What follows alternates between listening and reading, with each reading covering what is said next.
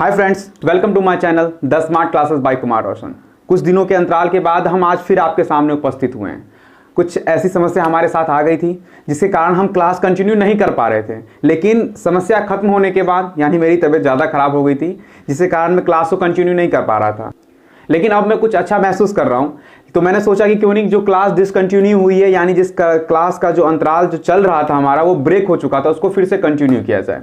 और मैं आपके सामने आज इस हालात में यानी कि आज जो क्लास लेके आया हूँ बहुत ही ज़बरदस्त लेने आया हूँ। यानी मैथ के कंसेप्ट को अलग रख के मैंने आज आपके एसएसटी का कंसेप्ट लिया है। यानी आज मैंने डेमोक्रेसी यानी लोकतंत्र पे बात करने की कोशिश की है। और हम इस लोकतांत्रिक देश में रहते हैं, इतने बड़े लोकतांत्रिक देश में रहते हैं, लेकिन हमें लोकतंत्र के बारे में बिल्कुल नहीं पता होता। अभी बिहार में विधानसभा चुनाव होने वाले हैं जिसमें राजनीति जो है माहौल है वो बिल्कुल गर्म है। तो हमें सबसे पहले बात हमें यह सोचनी होगी कि लोकतंत्र में मालिक जब हम हैं, तो जब हम शासक को चुन सकते हैं, तो हमारे ही आंखों में ये शासक इतना धूल क्यों झोंकते हैं? हम शिक्षा के अभाव के कारण उनकी सारी बातों को मान लेते हैं, उनके बहकावे में आके उन्हें वोट दे देते हैं या उन्हें शासक हम चुन लेते हैं। लेकिन आज की पूरी क्लास में मैं आपको ये बताऊंगा कि जो शासक है वो कैसे चुनना चाहिए। आज की क्लास में आपको बताऊंगा कि ये शासक आपको कैसे बेवकूफ बनाते हैं। यानी ये जो तांडव है, ये जो लोकतंत्र का एक तांडव है, राजनीतिक पार्टी का जो एक तांडव है, ये कैसे ये रचते हैं, इसमें आप कैसे फंसते हैं। चाहे वो भ्रष्टाचार के नाम से हो, चाहे वो जाति के नाम से हो, चाहे वो धर्म के नाम से हो, चाहे वो परिवारवाद के नाम से हो, चाहे वो वंशवाद के नाम से हो, ये सारा सिस्टम मैं आपको आज समझाऊंगा। और आज की क्लास बहुत राजनेताओं को बुरी लगने वाली है, समाज के कुछ अंगों को भी बुरी लगेगी, लेकिन मैं कुछ नहीं कर सकता क्योंकि मैं आज का जो कंसेप्ट लेके आया हूं वो क्लास 10th के लिए लेके आया हूं। बताओ, इतनी अच्छी बातें हमारे बच्चों के सिलेबस में डाली गई है, लेकिन बच्चे उससे वंचित रहते हैं, बच्चे उस बात को नहीं जान पाते हैं। हम लोकतांत्रिक देश के एक सच्चे नागरिक बनना चाहते हैं तो हमें इन बातों का ज्ञान बिल्कुल होना चाहिए। इस लोकतंत्र की सारी राजनीतिक पार्टियां बस हमें एक धुरी पे नचाती हैं, वो है भ्रष्टाचार, और कहती हैं कि मुझे आप लाएं, मुझे आप सत्ता दें, मैं इस भ्रष्टाचार को जड़ से समाप्त कर दूंगा। ये कभी खत्म होने वाला नहीं है। मैं एक शिक्षक को मैं आपको बता दूं, भ्रष्टाचार तब तक नहीं खत्म होगा जब तक आपके अंदर जो शिक्षा का माहौल है, आपके अंदर जो शिक्षा का अभाव है, जब तक वो खत्म नहीं होगा ये भ्रष्टाचार कभी खत्म नहीं होगा। हमें देखो, एक बात है, मेन बात है, अगर आपके सामने एक पेड़ है, ध्यान देना, अगर आपके सामने एक पेड़ है, आपके सामने एक पेड़ है, मान लीजिए, अगर पेड़ की टहनियों को आप तोड़ देंगे, अगर पेड़ की टहनियों को आप तोड़ देंगे तो पेड़ की टहनियां तो फिर आ जाएंगी। मान लीजिए मैंने इस पेड़ को नाम दे दिया भ्रष्टाचार। अगर पेड़ की आप टहनी तोड़ेंगे ना तो कभी भी पेड़ मुरझाने वाला नहीं है, वो पेड़ फिर टहनी निकलेगी, फिर विकास करेगा। आप जो है इस भ्रष्टाचार रूपी पेड़ की टहनियों को तोड़ने की कोशिश कर रहे हैं, उनके डालियों को तोड़ने की कोशिश कर रहे हैं, उनके पत्तों की तोड़ने की कोशिश कर रहे हैं, उससे कुछ नहीं होने वाला। ये राजनीतिक पार्टियां आएंगी, आपको इतना बहकाएंगी, इतना बहकाएंगी, लेकिन आप इस बात को समझ नहीं पाएंगे। आप बोलोगे सर ऐसा क्यों बोल रहे हो? मैं एक शिक्षक हूं और आप मेरे क्लास जो 10th क्लास के जो बच्चे हैं उनमें एक चैप्टर है लोकतंत्र की चुनौतियां। इस लोकतंत्र की चुनौतियों में ये एक सबसे बड़ी चुनौती हमारे देश में जिसे आप भ्रष्टाचार कहते हैं। आज सारी बातों पे डिस्कस होने वाली है, मैं सारी बातों को बताऊंगा, आप वीडियो को अंत तक देखें। मैं कह रहा था इस भ्रष्टाचार के बारे में, अगर ये पेड़ मान लीजिए एक भ्रष्टाचार है तो हम और राजनीतिक पार्टी क्या करती है, इन पेड़ों की टहनी को तोड़ने की कोशिश करती है। ये पेड़ को अगर सुखाना है, यानी कहने का मतलब भ्रष्टाचार वाले पेड़ को अगर तोड़ना है, समाप्त करना है, तो इसकी जड़ों को पहुंचना होगा, इनकी जड़ों को तोड़ना होगा। पेड़ कितना भी बड़ा विशाल क्यों ना हो, अगर जड़ को तोड़ दिया जाए तो पेड़ वहीं खत्म हो सकता है। लेकिन हम उस जड़ को पहुंचने यानी उस जड़ तक पहुंचने की हम कोशिश ही नहीं करते, और हम जानने की कोशिश नहीं करते कि आखिर भ्रष्टाचार की जड़ है कहां।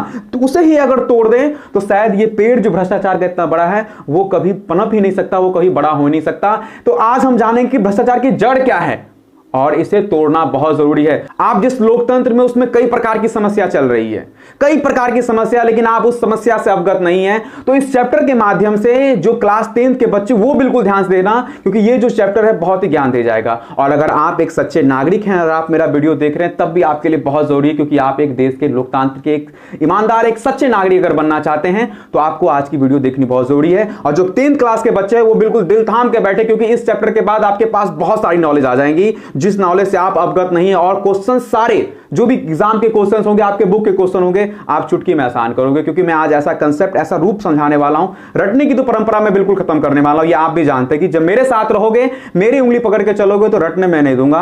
आज देखिए लोकतंत्र की पढ़ाई कैसे होती है और कैसे लोकतंत्र ये काम करता है। तो आज के वीडियो को मैं दो भागों में तोड़ूंगा। एक कि लोकतंत्र कैसे काम करता है, सबसे पहले बच्चों को ये नहीं पता होगा ये जो लोकतंत्र है वो कैसे काम करता है, कैसे वर्क करता है। और दूसरी बात, इसमें जो बुराई है, इसकी जो समस्याएं हैं, आज हम भ्रष्टाचार के बारे में बात करेंगे, आज हम जातिवाद के बारे में बात करेंगे, आज हम गठबंधन की राजनीति के बारे में बात करेंगे। गठबंधन की राजनीति कितनी बुरी चीज है लोकतंत्र के लिए, कितना बुरा प्रभाव छोड़ती है लोकतंत्र पे, इस पे भी हम चर्चा करेंगे। उसके बाद आज हम बताएंगे महिलाओं की क्या भागीदारी है लोकतंत्र में, यानी कहने का मतलब है कि हमारे समाज में, समाज को उन्नति करने के लिए, महिलाओं को उन्नति करने के लिए जो ग्रामीण क्षेत्र हैं उसमें भी कुछ सीट आरक्षित कर दी गई है महिला के लिए। मुखिया, सरपंच समिति हम जिताते तो मतलब महिला को है, लेकिन उसका काम उसका पुत्र या उसका पति करता है, उसमें भी कितनी बड़ी समस्या है, उसको भी उजागर करेंगे। ये सारी समस्या लोकतंत्र के अंदर है और इन सारी समस्याओं के बारे में हम बात क्योंकि आज हम जो चैप्टर पढ़ने वाले हैं वो है लोकतंत्र की चुनौतियां। इसमें क्या क्या चुनौती है,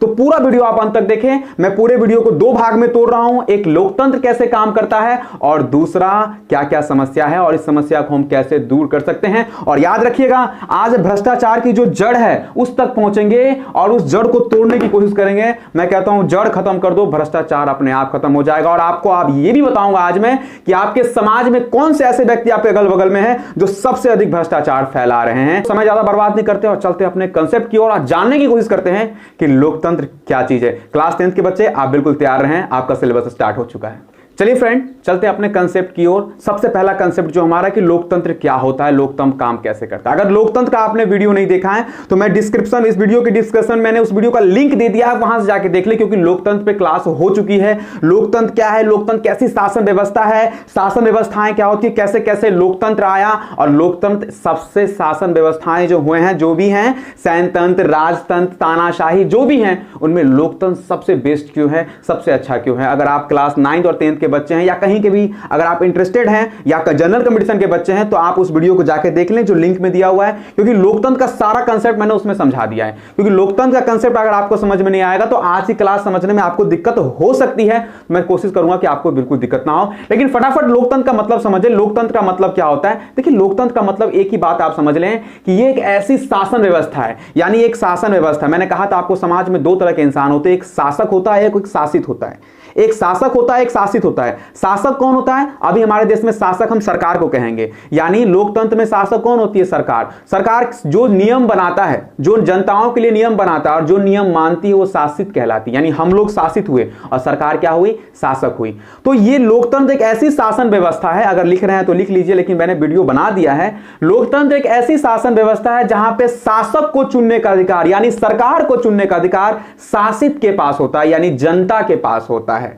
ऐसी शासन व्यवस्था और कहीं नहीं थी। राजा काल में या फिर तानाशाही में या सैन्य तंत्र में कहीं भी आप जाएं, ऐसी शासन व्यवस्था नहीं थी। शासक अपने मन से चुना जाता था, उसमें प्रजा का कोई रोल नहीं होता था। लेकिन लोकतंत्र एक ऐसी शासन व्यवस्था है जहां पे प्रजा जो है, यानी शासित जो है, शासक को चुनती है, सरकार को चुनती है, और जिस सरकार को चुनती है वो सरकार जनता के लिए क्या करती है, काम करती है। आप पहले बात कर लेते, फटाफट ये बात कर लें कि लोकतंत्र कैसे काम करता है। हमारे देश की जनसंख्या लगभग 135 करोड़ है, ये आप भी जानते हैं। 135-30 करोड़ का आंकड़ा कोई है, उस पर हम एवरेज आंकड़ा पे काम करते हैं। लेकिन एक उसमें से लगभग 71 करोड़, लगभग उसमें से 71 करोड़ जो है यही केवल मतदान करती है। मतदान मतलब ये केवल वोट देती है। अब बोलोगे सर वोट, अरे भाई जिसकी 18 साल से उम्र ज्यादा होती है वही तो केवल वोट कर सकता है। 71, यानी कहने का मतलब हमारे देश में जो शासित है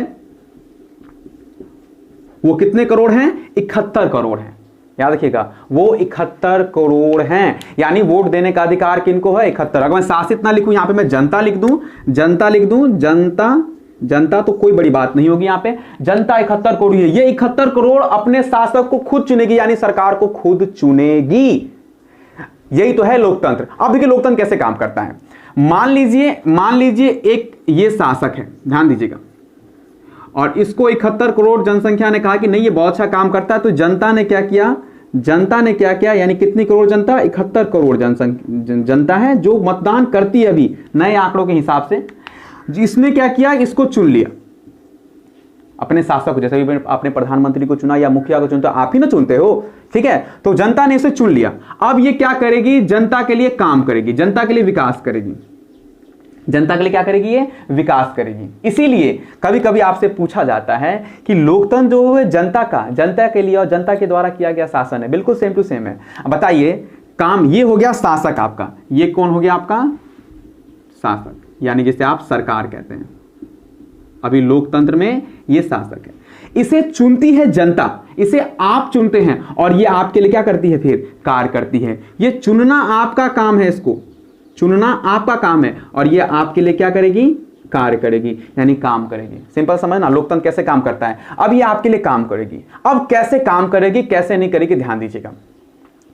तो क्योंकि हमारे देश में अप्रत्यक्ष लोकतंत्र चलता है। अप्रत्यक्ष लोकतंत्र का मतलब क्या होता है कि आप जनता खुद शासन नहीं कर सकती, जनता पहले अपने शासक को चुनेगी और वो शासक जनता के लिए काम करेगा। इसे हम अप्रत्यक्ष लोकतंत्र कहते हैं। हमारे भारत में अप्रत्यक्ष लोकतंत्र है। अगर आपने वीडियो नहीं देखा तो वीडियो जाके आप देख लीजिए, वहां सारी बातें मैंने समझा दी हैं। ठीक है, एक वीडियो में सारी बातें अलग अलग अगर नहीं समझाऊंगा तो वीडियो बहुत ज्यादा लंबा हो जाएगा। तो आपने लोकतंत्र अगर मतलब नहीं समझा तो आप वीडियो जाके देख लें, डिस्क्रिप्शन में मैंने लिंक दे दिया है। ठीक है, आइए तो अब ये क्या करता है, आप जनता क्या करती है, पहले अपने शासक को यानी सरकार को चुनती है। अब ये सरकार काम करती है किसके लिए, अब देखना, यहां पे ध्यान देना एक बात। अब यहां मैं एक बात बताता हूं आपको कि ये जो जनता है, ये जो जनता है, अब ये सरकार कैसे काम करेगी। विकास के लिए तो इसको पैसा चाहिए, ध्यान दीजिएगा, विकास के लिए तो इसको पैसा चाहिए थी। विकास करती कैसे है, ये कैसे विकास करती है। अब क्या करती है ये जनता, क्या करेगी, इसको देगी कुछ रुपया। ये हमेशा से प्रथा आ रही है, किसी भी शासन व्यवस्था हो, चाहे अंग्रेजी शासन, ब्रिटिश शासन व्यवस्था हो, चाहे राजा का शासन व्यवस्था हो, चाहे तानाशाही कहीं भी हो, जनता ही अपने शासक को रुपया देती है किसी न किसी माध्यम से, और वो रुपया सरकार के पास जमा होता है, शासक के पास जमा होता है, और उस रुपयों से सरकार फिर इस जनता का करती है, कार्य करती है, यानी कि विकास करती है। बात समझ में आ रही है। तो ये जनता जो है, ये जनता जो है इसको रुपया देगी किसके माध्यम से, टैक्स के माध्यम से, जिसे आप कर के नाम से जानते हैं, जिसे आप कर के नाम से, यानी जितना भी आप कमाओगे उस पर सरकार को कुछ ना कुछ आपको टैक्स देना पड़ता है। उसका स्लैब रेट फिक्स होता है, उस हिसाब से आप टैक्स देते हैं। यानी कर जो होते हैं वो दो प्रकार के होते हैं, एक प्रत्यक्ष कर और एक अप्रत्यक्ष कर। प्रत्यक्ष कर क्या होता है, जो संपत्ति पे दिया जाता है, यानी आपने जो कमाया उस पर या जो आपकी संपत्ति है उस पर सरकार को आप टैक्स देते हैं, उसे कहते हैं डायरेक्ट टैक्स। और इनडायरेक्ट टैक्स क्या होता है, इनडायरेक्ट टैक्स का मतलब आप देते हैं लेकिन आपको पता नहीं लगता। जैसे कि आप कोई भी वस्तु खरीदते हैं, कोई वस्तु आप कहने को परचेज करते हैं, यानी जो भी वस्तु अगल बगल से लेते हैं, ये जो वस्तु पे जो टैक्स लगाया जाता है, ये जो वस्तु पे टैक्स लगाया जाता है वो कहलाता है आपका अप्रत्यक्ष कर, इनडायरेक्ट टैक्स। ये आपको पता नहीं लगता लेकिन आपके जेब से निकल जाता है। आप कोई भी वस्तु खरीदते हैं, कुछ वस्तु को छोड़ के आप कोई भी वस्तु खरीदते हैं, उस पर सरकार क्या करती है, अपना पहले टैक्स लगा देती है। ठीक है, जो आप वैट जानते हैं, आप जो वैट जानते हैं, या आप जीएसटी के नाम से आ गया, तरह तरह के टैक्स हैं। ठीक है, तो उसे आप इनडायरेक्ट टैक्स के नाम से जानते हैं, वो आपको नहीं पता लगता लेकिन सरकार के पास पहुंच जाता है। कोई भी वस्तु आप खरीदते हैं तो क्या होता है, सरकार के पास सारा पैसा जाके स्टोर हो जाता है। ये पैसा कौन देती है, आप देते हैं। इसको किस लिए देते हैं कि मैंने आपको शासक चुना है, आप मेरे लिए काम कीजिए, आप मेरे लिए रोड बनाइए, आप मेरे लिए बिजली लाइए, आप मेरे लिए रोजगार की व्यवस्था कीजिए, आप मेरे लिए सरकारी टीचर लाइए, सरकारी हॉस्पिटल्स लाइए, उसमें डॉक्टर बैठाइए, ये हम आपको पैसा दे रहे हैं, आप हमारे लिए इतना कीजिए। अब करती भी बिल्कुल वैसा ही है। अब ये शासक क्या करती है, ये शासक क्या करती है, फिर इसी पैसे का इस्तेमाल करके ये आप तक पैसा पहुंचाती है, आप तक काम को पहुंचाती है।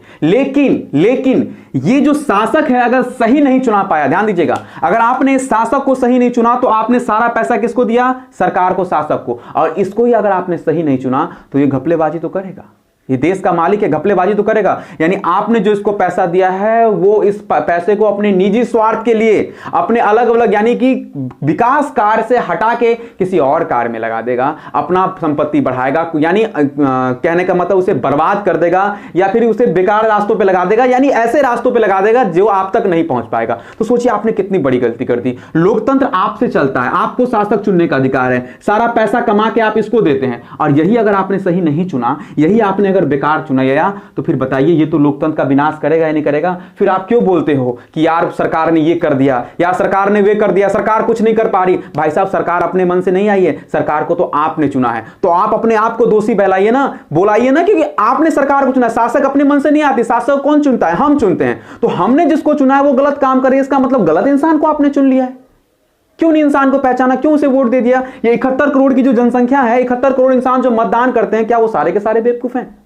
नहीं, वो बेवकूफ नहीं, ये सरकार हमें बेवकूफ बनाती है। इसी बात को तो हमको समझना है। ये जो शासक है, ये सत्ता, ये कुर्सी प्राप्त करने के लिए, ताकि सारा पैसा मेरे पास है, मैं अपने हिसाब से पैसे का इस्तेमाल करूं, मैं धनी बनूं, मैं ये कमाऊं वो कमाऊं। विकास पे आजकल बहुत कम ध्यान है राजनेताओं को, इस शासक को ध्यान है तो सत्ता पर, ध्यान है तो अपनी पहुंच पर, ध्यान है तो अपने निजी स्वार्थ पर, अपनी निजी परंपराओं पर, जाति पर, परिवारवाद पर, वंश पर, ये इस पे ज्यादा ध्यान देते हैं और विकास पे कम ध्यान देते हैं। तो हमने लोकतंत्र का सिस्टम समझ लिया कि लोकतंत्र कैसे काम करता है। आप जनता जो है शासक को चुनती है और ये शासक फिर इसके लिए काम करता है। कैसे काम करता है?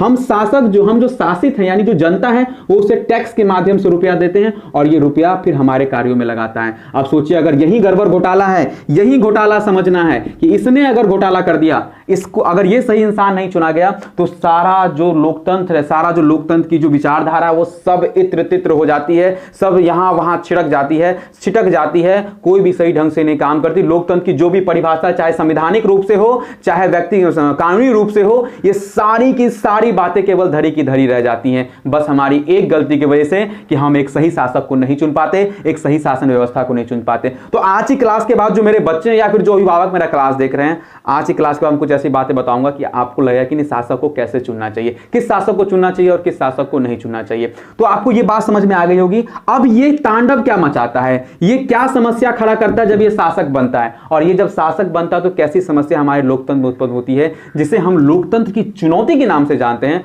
आइए अब उस कंसेप्ट पर चलते हैं। तो आई होप आपको बात समझ आ गई लोकतंत्र कैसे काम करता है। तो मेन जो राजा हैं लोकतंत्र के आप हैं, आप पे डिपेंड करता है कि आप कैसे शासक को चुनते हैं। शासक की कोई गलती नहीं है क्योंकि आपने ऐसे इंसान को बैठा दिया है जो इस योग्य नहीं है। अब सिंपल सी बात है, मुझे बताओ अगर आपको बुखार लगा तो बुखार लिखने के लिए कुछ दवाई तो मैं भी आपको लिख सकता हूं, अल्थ्रोमाइसिन, पैरासीटामोल्स, कुछ एंटीबायोटिक्स या ये वो देके मैं बुखार आपका ठीक कर दूंगा। इसका मतलब क्या थोड़ी कि मैं डॉक्टर बन जाऊंगा?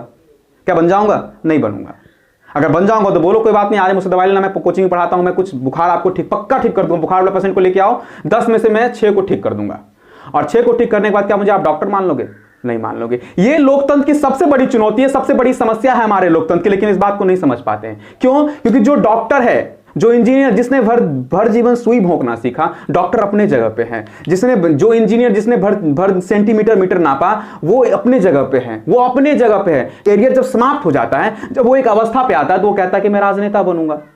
यानी सबसे बड़ी समस्या इसमें यह है कि कोई भी व्यक्ति किसी भी संगठन, किसी भी समूह का, किसी भी प्रोफेशन का व्यक्ति आके नेता बन जाता है। यह सबसे बड़ी प्रॉब्लम है, इसीलिए इसका विकास नहीं होता है। क्योंकि राजनीति एक ऐसा क्षेत्र हो गया है जिसमें जो मूर्ख हैं, जो पढ़े लिखे हैं, यानी किसी भी क्षेत्र के आदमी आ जाओ, आपके लिए सीट खाली है। ऐसा तो कभी हो ही नहीं सकता। फिर आपने पॉलिटिकल साइंस की डिग्री क्यों बनाई? आपने पॉलिटिकल साइंस का चैप्टर क्यों डाला? ये इसलिए डाला है कि जो राजनेता इसमें आएंगे उसे पॉलिटिकल साइंस का पूरा नॉलेज होना चाहिए। छोटी मोटी नॉलेज से काम नहीं चलता। अगर छोटी मोटी नॉलेज से काम चलेगा तो मैं भी बुखार ठीक करता हूं, मैं भी डॉक्टर हूं, आओ कल से मेरे साथ इलाज करवा लो। आप अगर करवाना चाहते हो आप तो करवा लो। लेकिन एक सबसे बड़ी समस्या और है कि लोकतंत्र में क्या होता है कि जब आपको पता हो कि अगर आपके घर में कोई गवर्नमेंट जॉब का अगर एम्प्लॉय है, उसे 60 साल के बाद उसे रिटायरमेंट दी जाती है। क्यों? क्योंकि अब वो उस योग्य नहीं रहा, उसका जो दिमाग है वो काम नहीं करता, उसका शरीर जो वो काम नहीं करता, इसलिए 60 साल के बाद या एक एज लिमिटेशन होती है, उसके बाद उसे रिटायरमेंट दे दी जाती है।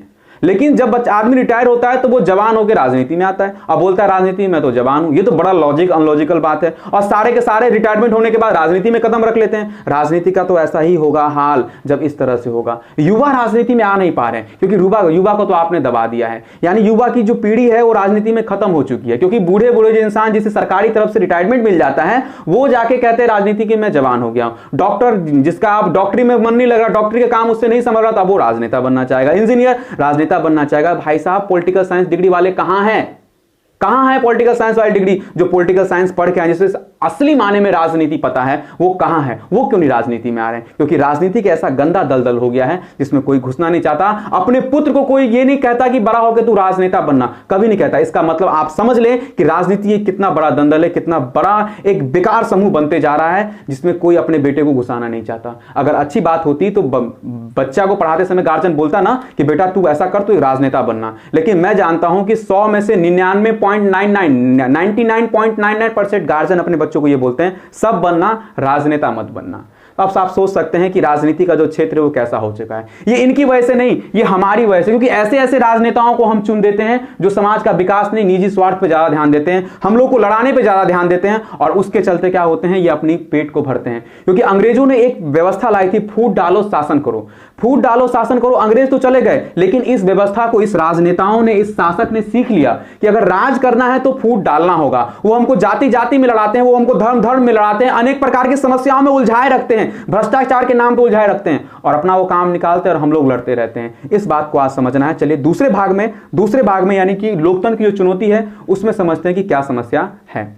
चलिए फ्रेंड चलते हैं अपने दूसरे कंसेप्ट की ओर और आज जानने की कोशिश करते हैं कि चलिए फ्रेंड चलते हैं अपने दूसरे टॉपिक की ओर, जहां हम मेन बात करने वाले हैं लोकतंत्र की चुनौतियों के बारे में। हमने पहले कंसेप्ट में देखा कि लोकतंत्र कैसे काम करता है, वहां हमने ये जानने की कोशिश करी कि आप प्रधान हैं, आप पे डिपेंड करता है कि लोकतंत्र में जो गड़बड़ियां हो रही हैं उसे केवल आप सुधार सकते हैं। आप ऐसे शासक को चुन लेते हैं जो गड़बड़ी तो करेगा ही करेगा, वो तांडव तो मचाएगा ही मचाएगा। अब देखिए गलत शासक के चुनने से कितनी समस्या होती है, यानी एक लोकतंत्र में एक गलत शासक के चुनने से कितनी समस्याएं होती हैं। मेनली समस्या तो बहुत खड़ी होती है, लेकिन आपके 10th के हिसाब से, आपके चैप्टर के हिसाब से, या फिर मैं एक नॉलेज के हिसाब से कहूं तो मैंने कुछ समस्याएं आपके सामने ले ली जिसे आप बार बार चर्चा करते हैं। पहली समस्या है भ्रष्टाचार, दूसरी सरकार है गठबंधन की राजनीति, तीसरा है वंशवाद, चौथा है जातिवाद, पांचवा है परिवारवाद और छठा है महिलाओं की लोकतंत्र में भागीदारी। ये क्या है, इस पे भी चर्चा करेंगे। ये वो टॉपिक है जो आप अपने, अगर आप ग्रामीण क्षेत्र के हैं तो आपको पता होगा कि ग्रामीण क्षेत्र में यानी कि जो ग्राम पंचायत का जो चुनाव होता है उसमें कुछ सीटें जो हैं वो महिलाओं के लिए आरक्षित कर दी हैं ताकि महिला का विकास हो। होता बिल्कुल सेम टू सेम है, महिलाओं को भागीदारी दी जाती है, महिला जीतती भी है, लेकिन महिला कभी शकल ही नहीं दिखता, उसके पुत्र या उसके पति उस काम को आगे करते हैं। तो फिर क्या फायदा लोकतंत्र में महिलाओं को आरक्षित करके। ये भी एक लोकतंत्र की चुनौती है, ये भी एक समस्या है, इस पर भी हम चर्चा करेंगे। लेकिन सबसे बड़ी चर्चा जो है भ्रष्टाचार। मैंने आपको पहले ही बता दिया था वीडियो में कि भ्रष्टाचार की जड़ क्या होती है। मैं 2 एग्जांपल आपको बताता हूं और आपको आज मैं बता दूंगा कि भ्रष्टाचार, ये राजनेता नहीं, भ्रष्टाचार तो आप फैलाते हैं, आप उसमें सहयोग करते हैं। अगर आप सही हो तो भ्रष्टाचार कभी फैल ही नहीं सकता। मैं एग्जांपल में आपको 2 एग्जांपल बताता हूं, ध्यान से समझना कि 2 आदमी हैं जो आपके पंचायत में मुखिया बनना चाहते हैं। एक रामलाल, चलिए सुखिया ले लेते हैं, एक का नाम है सुखिया और दूसरा का नाम है दुखिया। ध्यान दीजिएगा, ये 2 आपके घर में पंचायत में चुनाव होने वाला है मुखिया का। आप वहीं समझ ले, आपको पता लग जाएगा भ्रष्टाचार कैसे फैलता है, उसकी जड़ क्या है। 2 चुनाव, एक सुखिया और एक दुखिया, दोनों चुनाव लड़ने वाले हैं। अब क्या बात, सुखिया जानते हैं, सुखिया और नाम दुखिया, तो इसके पास मुखिया का इलेक्शन लड़ने के लिए इसके पास जमीन है, पैसे इसके पास भी नहीं है, पैसे इसके पास भी नहीं है। तो इसको लोगों ने कहा कि भाई साहब ऐसे तो मुखिया तो नहीं बनेगा, कम से कम जमीन बेच, तेरे पास तो जमीन है, जमीन बेच, जमीन बेचने पर खर्चा करेगा तो मुखिया बनेगा। इसने कहा ठीक है। इसने क्या किया, फटाक से 1 लाख का जमीन बेच लिया और बेचारे इसने 1 लाख का जमीन बेचा। अब इसको कहा गया भाई साहब प्रचार भी कर, प्रचार करने में खर्चा होगा, ये करने में जब तक प्रचार नहीं करेगा तब तक तू मुखिया बन नहीं सकता। 10 आदमी को दारू पिला, 10 आदमी को पैसे बांट, ये सब उसको सिखाया गया। इसको भी बोला जमीन बेचने के लिए, तो ये बोला भाई साहब मेरे पास तो पैसा ही नहीं, मैं जमीन बेचूंगा। इसने जमीन नहीं बेचा, ठीक है। उसके बाद देखिए यहां पे आइए, 1 लाख का इसने जमीन बिकाया, 1 लाख में काम होने लगा। उसके बाद फिर समस्या बात की आई, फिर बात आगे बढ़ी, इसको कहा कहीं से और पैसे की व्यवस्था कर, प्रचार करना होगा, प्रचार नहीं करेगा तो मुखिया नहीं बनेगा। इसने क्या किया, कहीं से और कर्ज लिए 50,000 रुपए और 50,000 रुपए लेके इसने प्रचार किया। इसके पास पैसे नहीं थे, इसने पैसे नहीं खर्च किए। ध्यान देना, पैसे नहीं थे। मैं आपको बताऊं भ्रष्टाचार कैसे होता है। उसके बाद इसने क्या किया, इसको और पढ़ाया गया, सिखाया गया। इलेक्शन का समय नजदीक आया, इससे कहा कि देख ऐसे काम नहीं होगा, घर घर जाके पैसे बांट, मछली खाने के लिए पैसे बांट, दारू पिलवा, मीट खिलवा, ये खिलवा, वो खिलवा, इंसान को अपने अंदर कर, कपड़े के लिए पैसे दे, तब वो आदमी आप तेरे को वोट देगा। उसमें भी करीब तेरे 1 लाख खर्च होंगे, तो ये बोलेगा भाई अब 1 लाख हो, अरे कोई बात नहीं, तो 1 लाख और कर्ज ले लेना, जीतने के बाद तो पैसे तेरे को आ ही जाएंगे। तो इसने क्या किया, 1 लाख रुपए और कर्ज ले लिया ब्याज पे और 1 लाख में और इसने कर लिया। मुखिया का इलेक्शन है, ज्यादा खर्चा नहीं करेगा, लेकिन करेगा तो इसके पास नहीं पैसे थे, ये बेचारा नहीं कर रहा है खर्चा। ध्यान देना। अब क्या होगा, नॉमिनेशन का समय आया। नॉमिनेशन का एक प्रक्रिया होती है। नॉमिनेशन में क्या होता है कि चुनाव आयोग को एक मामूली सी रकम देनी होती है। मामूली सी रकम देने के बाद आप, चुनाव आयोग आपको एक चिन्ह देता है जिसके अकॉर्डिंग, जिसके आधार पर आप चुनाव लड़ते हैं, ठीक है। तो वो तो दोनों को खर्चा होगा, चाहे इसको भी। चलो मान लीजिए, मैंने मान लिया कि 2,000 रुपया, मान लिया मैंने कि 2,000 रुपया नॉमिनेशन चार्ज है, यानी आपने पंजीकरण करवाया, आपने अपना नामांकन दर्ज करवाया कि मैं मुखिया इलेक्शन लड़ना चाहता हूं, तो चुनाव आयोग ने आपसे 2,000 रुपये का रसीद भरवाया। तो ये तो इसको भी देना होगा, क्योंकि इसके बिना तो ये चुनाव लड़ ही नहीं सकता। अब चुनाव की प्रक्रिया सामने आई, खर्चा कितना किया इसने, 2.5 लाख, 2,70,000। इसका टोटल खर्चा हुआ 2,70,000 और इसका खर्चा हुआ 2,000। ध्यान दीजिएगा, 70,000 नहीं, सॉरी, इसका खर्चा हुआ 2,52,000 और इसका खर्चा हुआ 2,000। ध्यान दीजिएगा। अब देखिए यहां पे, अब चुनाव लड़ा, चुनाव लड़ने के बाद जीता सुखिया, क्योंकि पता है खर्चा इसने किया था। जैसे आप लोग करते हैं, आपको पैसा दिया तो आप वोट तो उसी को ही दोगे। आपको पता है नहीं कि दुखिया सुखिया में कौन अच्छा है, जिसने आपको मछली के लिए पैसे दिए, जिसने आपको दारू के लिए पैसे दिए, जिसने आपको पैसे बांटे हैं, जिसने प्रचार खूब किया, उसको आप वोट दे देते हैं। वैसा ही हुआ बिल्कुल नियम के अनुसार, लोकतंत्र के नियम के अनुसार। सुखिया जीत गया, दुखिया हार गया। अब आप देखें आपने कितनी बड़ी गलती कर दी, आपने कितनी बड़ी गलती कर दी। आपने उस इंसान को जिता दिया जिस इंसान ने 2,52,000 खर्च किए थे। अब बताओ, इसने 2,52,000 खर्च किए थे, इसके दिमाग में क्या था कि मैं मुखिया बनूंगा, 2,52,000 खर्च हुए, पहले तो मैं 10 लाख वसूलूंगा, क्योंकि 2,52,000 खर्च किए, कम से कम 3 लाख तो मैं वसूलूंगा, क्योंकि मेरा जमीन बिका है, मैंने कर्ज लिए हैं, तो 3 लाख तो पहले वो उसूलेगा। यानी कि 3 लाख रुपया जो आपके विकास के लिए आएगा उसमें 3 लाख काट लेगा। और उसके बाद उसके दिमाग में एक बात और होगा कि मुखिया में खड़ा होने में 2,52,000 यानी 2.5 लाख रुपया खर्चा होता है, तो अगले साल तो फिर मुखिया का चुनाव होगा, तो मैं क्या करता हूं, 5 लाख रुपया और जमा कर लेता हूं। तो 3 लाख और 5 लाख, ये 8 लाख पहले मारने की कोशिश करेगा, 8 लाख रुपया पहले मारने की कोशिश करेगा। और जो भी पैसे इसको विकास के लिए आएंगे, उसमें से पहले तो ये 8 लाख रुपया बचा के रखने की कोशिश करेगा, यानी इंदिरा आवास आएगा, चाहे रोड का टेंडर आएगा, कोई भी आपके पंचायत में आएगा, ये वार्ड सदस्य को भी कह देगा भाई देख ले इतना रुपया मुझे चाहिए, क्योंकि वार्ड सदस्य की बात तो मुखिया की बात तो वार्ड सदस्य मानेगा ही मानेगा।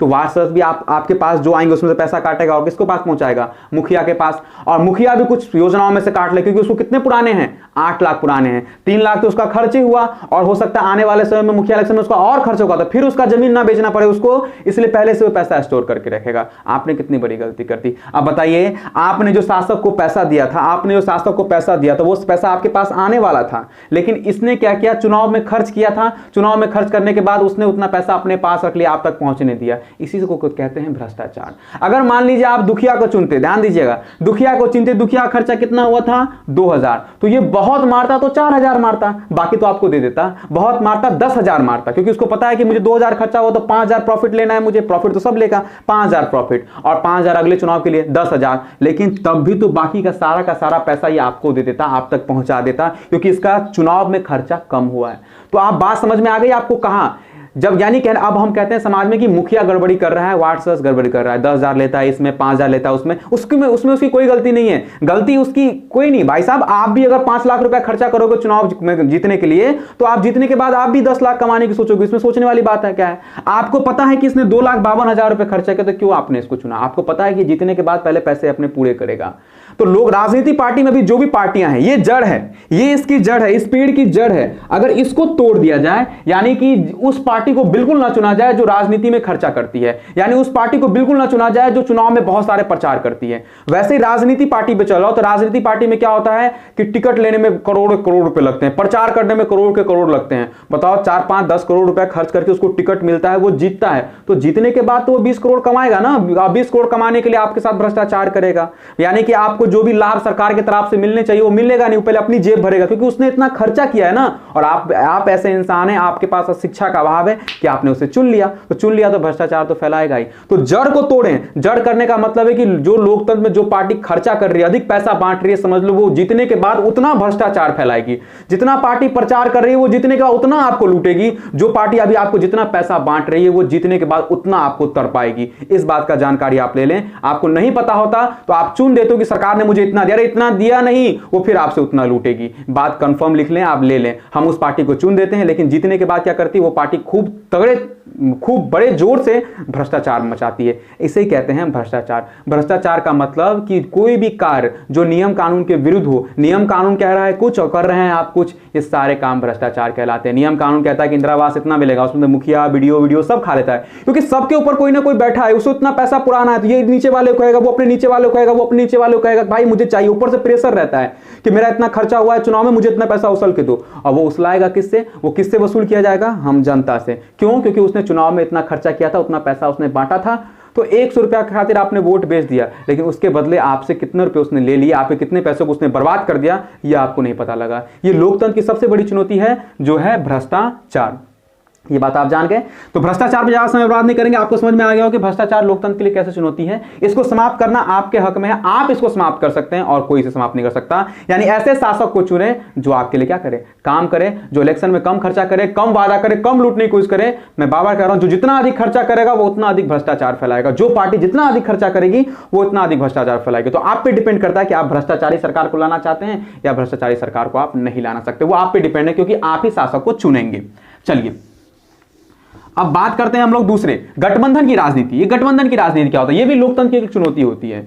यानी कहने का गठबंधन की राजनीति का मतलब क्या होता है, अगर लिखना चाहे तो आप लिख सकते हैं। यानी जब कोई पार्टी क्षेत्रीय पार्टियों के साथ मिल जाती है, उसे लगता है कि वहां पे उसे लगता है कि मैं पूर्ण रूप से वहां नहीं जीत पाऊंगी, जितना उसको सीट चाहिए उतना सीट उसको नहीं मिल पाएगा, तो वो क्षेत्रीय पार्टी या अगल बगल छोटी छोटी पार्टियों से वो अपना हाथ मिला लेती है और मिलाने के बाद चुनाव लड़ती हैं। तो इसे कहते हैं गठबंधन की राजनीति। यानी जब किसी क्षेत्र में चुनाव दो या दो से अधिक पार्टियां मिलकर लड़ती हैं उसे गठबंधन यानी गठबंधन कहते हैं, गठबंधन की राजनीति कहते हैं। और ये लोकतंत्र के लिए सबसे बड़ी चुनौती है। यानी कहने का मतलब है चार छोटी छोटी पार्टियां मिलकर एक सरकार बना लेती हैं, और जो कि ये छोटी छोटी पार्टियां सारी वैसी पार्टियां हैं जिनका कोई अस्तित्व नहीं है, जिनकी कोई पहचान नहीं है, सब अपने अपने सीट से जीत जाता है, सब मिलकर एक सरकार बना लेता है। ये पता नहीं कौन सी संवैधानिक व्यवस्था है, पता नहीं लगा कि जनता के साथ तो बिल्कुल बेवकूफ बनाया जा रहा है। यानी गठबंधन की सरकार में ऐसी सरकार बन जाती है जिसे जनता चुनना पसंद ही नहीं करती और वो चुन जाती है, मिल जाती है, बन जाती है।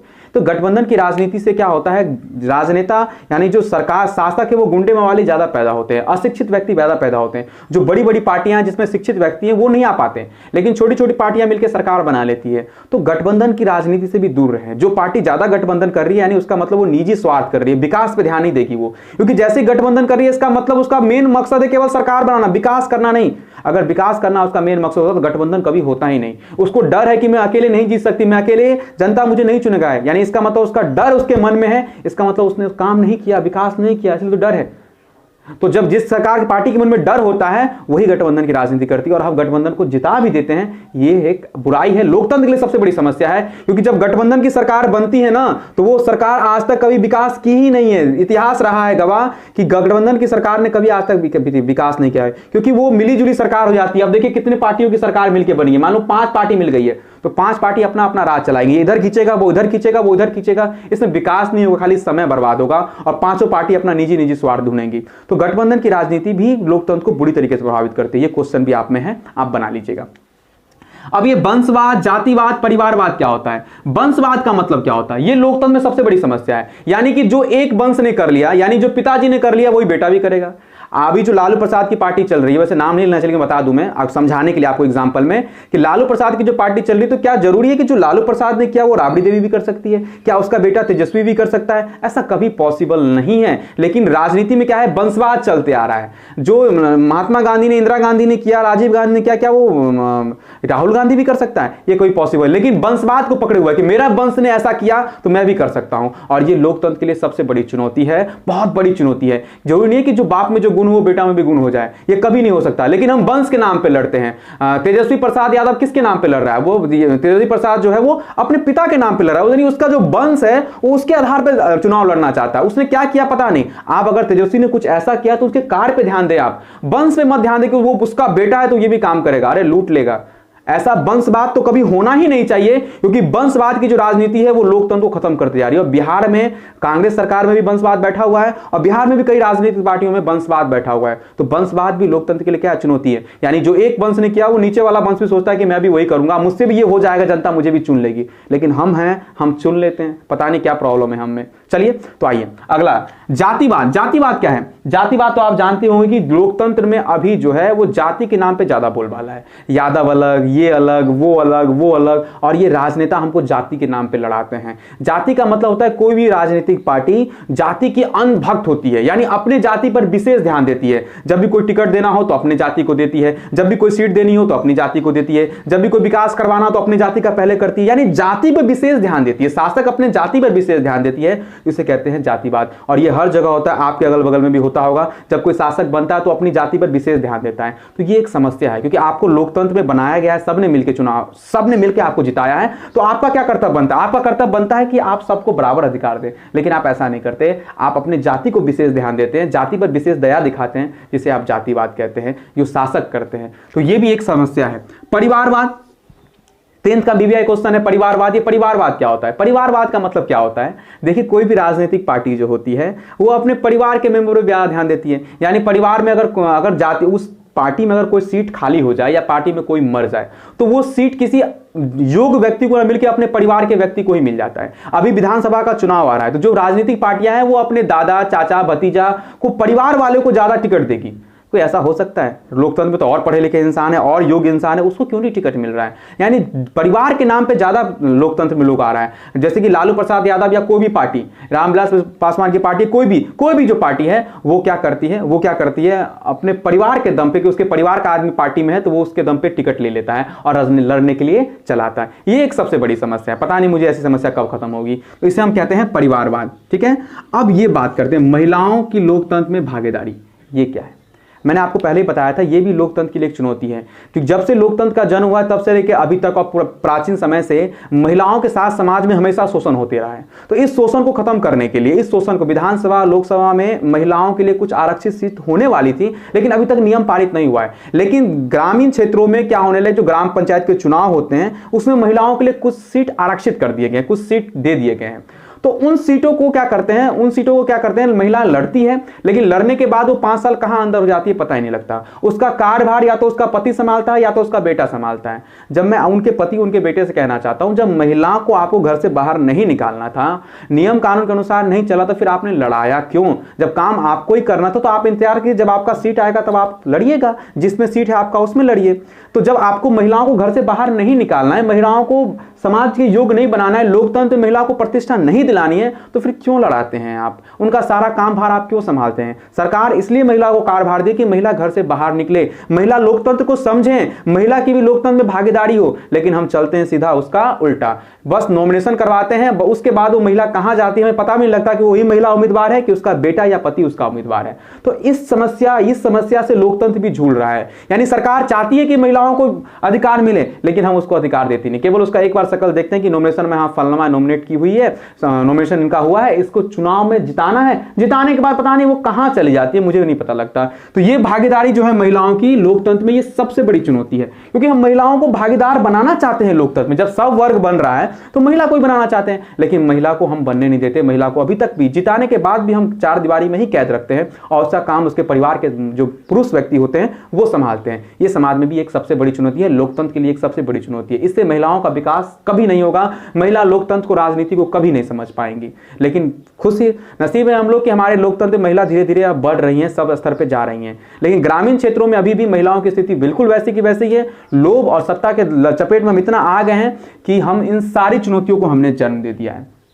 अब ये बात समझे आप फाइनली कि अगर एक शासक आपने गलत चुना तो ये सारी समस्याओं को जन्म देगा, इतनी सारी समस्याओं को आपके सामने लाके खड़ा कर देगा। तब आप बोलोगे कि हमने समस्या, जो शासक को चुना वो तो गलत है, वो गलत नहीं, आपने गलत शासक, आप गलत हैं, आपने गलत शासक को चुना है। आप शिक्षित हुए, लोकतंत्र की सारी समस्याएं दूर हो जाएगी। तो कुछ क्वेश्चन अब मैं 10th क्लास के बच्चों के लिए बता दूं कि कुछ क्वेश्चन इससे चैप्टर से आते हैं, आपको पता होना चाहिए कि किसका कंसेप्ट क्या है। आप इजी वे में सारे के सारे क्वेश्चन आप बना लोगे। अगर आपको कोई क्वेश्चन ना बने तो आप मुझे कमेंट बॉक्स में कमेंट करना या मेरे व्हाट्सएप नंबर मुझे व्हाट्सएप करना, मैं उसका क्वेश्चन यानी उसका आंसर आपको अपने कंसेप्ट के थ्रू आपको बता दूंगा। लेकिन इस चैप्टर से जो भी कंसेप्ट है, जो भी क्वेश्चंस है, वो आपको इजी वे में बन जाएंगे और आप बना लीजिएगा। तो फिर मिलते हैं अगले कुछ और वीडियो के साथ, यानी लोकतंत्र के जो और वीडियोस आने वाले हैं उनके साथ। आई होप आपको ये बात समझ में आ गई होगी और आपको अच्छा भी लगा होगा। अगर आपको वीडियो अच्छा लगा हो तो चैनल को सब्सक्राइब जरूर कीजिएगा, वीडियो को लाइक शेयर जरूर कीजिएगा, क्योंकि कुछ ऐसे ही चैप्टर्स मैं आपके सामने लाता हूं। मानता हूं कभी मेरे पास इतनी एनर्जी नहीं है, क्योंकि कुछ फीवर के प्रॉब्लम की वजह से या कुछ